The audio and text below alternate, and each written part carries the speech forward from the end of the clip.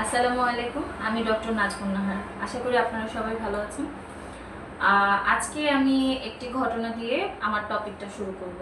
ঘটনাটি হচ্ছে, আমার কাছে একজন পেশেন্ট এসেছিল এবং পেশেন্টটি হচ্ছে বাচ্চা পেশেন্ট। তার কমপ্লেইন ছিল হচ্ছে তার দাঁতে ব্যথা। তো তার বাবা মাকে জিজ্ঞেস করলাম, এই দাঁতে ব্যথার জন্য কি আপনি তাকে কিছু দিয়েছেন? উনি বলল হ্যাঁ। তাকে কি দিয়েছে? তাকে হচ্ছে ফার্মেসি থেকে কিনে কোনো প্রেসক্রিপশন ছাড়া দুটি ওষুধ খাওয়ানো হয়েছে। একটি হচ্ছে ব্যথার ওষুধ, অপরটি হচ্ছে অ্যান্টিবায়োটিক।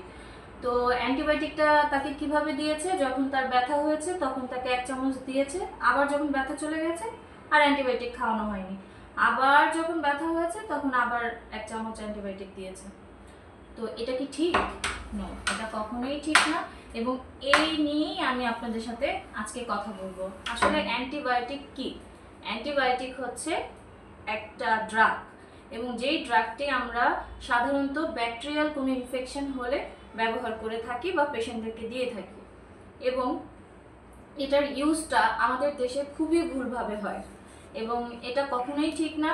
এটার একটা ডোজ আছে এবং সেই ডোজটার নিয়ম মেনে, সময় মেনে, এবং এটার একটা ডিউরেশন আছে যে এত দিন খেতে হবে, 5 দিন, কখনো 7 দিন, কখনো 10 দিন, অথবা কখনো তার থেকে বেশি দিনও ডক্টর মনে করলে দিতে পারে।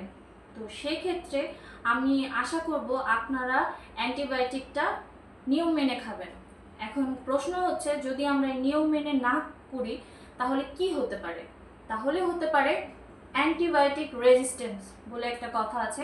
মানে হচ্ছে, যখন আপনি অ্যান্টিবায়োটিকটা খাবেন সেই ব্যাকটেরিয়া তার শরীরকে এমনভাবে তৈরি করবে, সেই অ্যান্টিবায়োটিকটা ব্যাকটেরিয়ার উপর কাজ করতে দিবে না, এবং তখন কি হবে, আমাদের শরীরে এর প্রভাবে ইনফেকশন ভালো হবে না।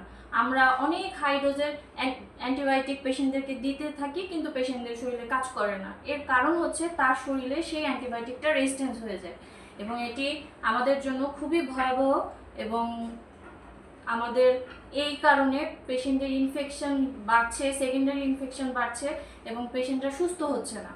তো আমি আশা করব আপনারা কেউ এভাবে প্রেসক্রিপশন ছাড়া ফার্মেসি থেকে অ্যান্টিবায়োটিক খাওয়াবেন না। বাচ্চাদেরকে তো দিবেনই না, নিজেরাও খাবেন না। ঠিক আছে, আজকে এই পর্যন্তই। ভালো থাকবেন। আসসালামু আলাইকুম।